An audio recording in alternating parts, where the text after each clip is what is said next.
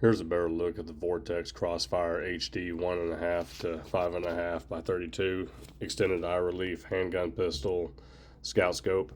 Uh, Shot this footage today at my house and just doing what I can with what I got with the limited time that I got, but we'll get into it. You can see the eyepiece here. It's really smooth, but it is very stiff at the same time.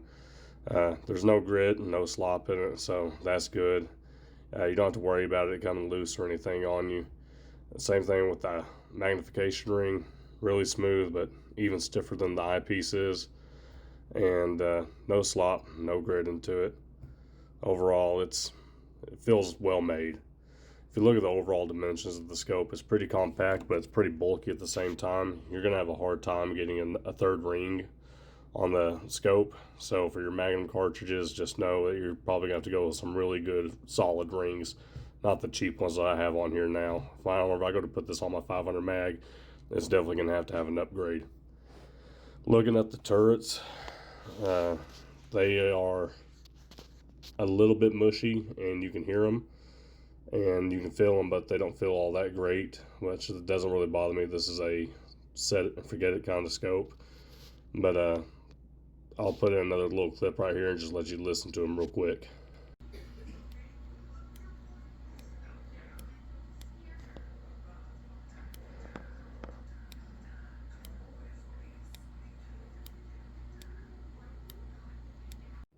Before we get started, I just want to make it very clear that the building that you're looking at through the optic has nobody in it, nobody lives in it, nobody lives around it, and there's nothing behind it except for acres and acres of woods. So there's no danger to anybody with me pointing the firearm or that optic at that building. Just want to make that extremely clear before people start yelling. Here's a look at it at its lowest setting, which is 1.5 power. There's a little bit of a fisheye effect on the very edges of it. You can see a little bit of distortion on the fence post and the swing set leg coming down. It's really not bad at all. It's barely noticeable to the eye. You have a really good field of view with this scope for what it is. The black ring that is around the optic takes up a little bit of your view, but not much at all. I actually have a bigger complaint about the Illumination knob on the left, and even that's a very minor complaint. One thing I did notice, though, you can see the dot in the middle. It is a floating dot. On your lower settings, if you plan on using this optic for squirrel hunting or anything like that, really precision shots, trying to take out a squirrel's head or anything like that, that dot on the lowest setting is bigger than a squirrel's head is going to be, so that'll make it a little bit harder to actually get a good hit on one. But for big game hunting, just blinking around the backyard, target shooting, just messing around, it is very usable on this setting. One other thing that I wanted to point out is that on its lowest setting, the 1.5 power, it doesn't seem to be a true 1.5. Whenever I look at something with my naked eye and then I look through it, or look through the optic at it, that object seems to shrink it just a little bit. So it's actually under a 1 power on its lowest setting. That doesn't really bother me too much, just because I'd prefer to have a 1 power for my lowest setting.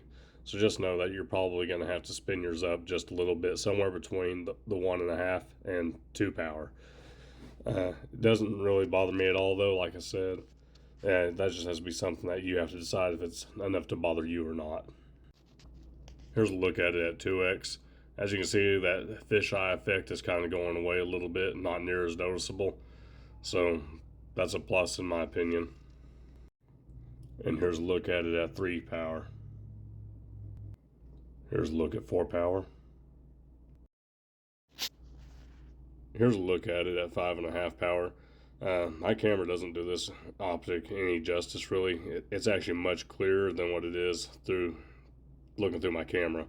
You can see that the edges are kind of darkened up at 5.5 power, but that's not what my eyes told me whenever I was looking through it without a lens in between me and it. I also wanted to make it known that I'm a pretty big guy. I have a 73-inch wingspan, and I'm able to run this optic straight out in front of me, arms bent, arms fully extended. I'm able to see from 1.5 power all the way up to 5.5 power. Well, if I get up to 5.5 power, I've got to bring my arms in slightly. but it's still very comfortable. Somebody with shorter arms would be able to use it, and somebody with longer arms could actually be able to use it. So they did a really good job getting the eye relief down on this thing. Another thing I wanted to point out is that this optic is very fast, actually.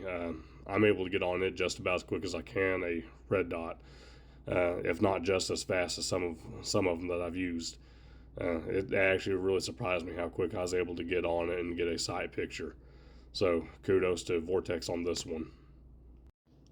I want to give you all a look at the illumination on this optic. There is a off between each level, which I really like. That's really nice. This optic is daylight bright, and I mean it is absolutely daylight bright. I kind of skipped setting 1 and 2. Level 3 is when you first start to see it in the daylight. My camera here kind of honed in on that, where you can see it.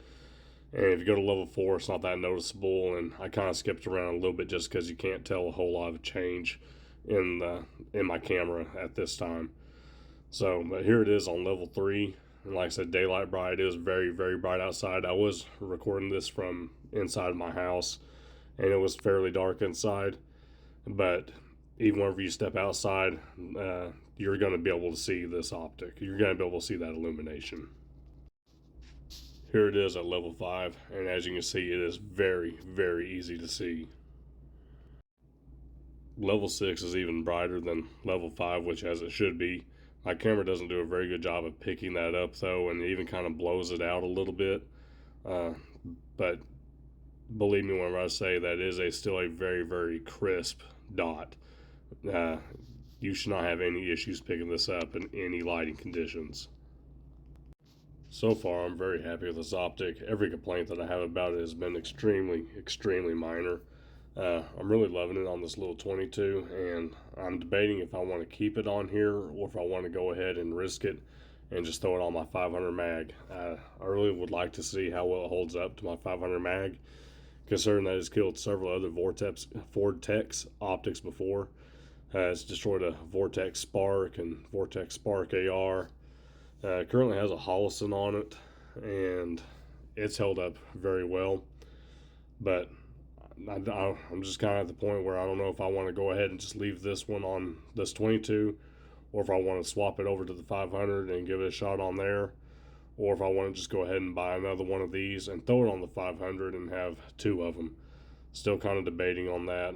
I guess we'll find out later on. But yeah, so far I think this is a real winner from Vortex.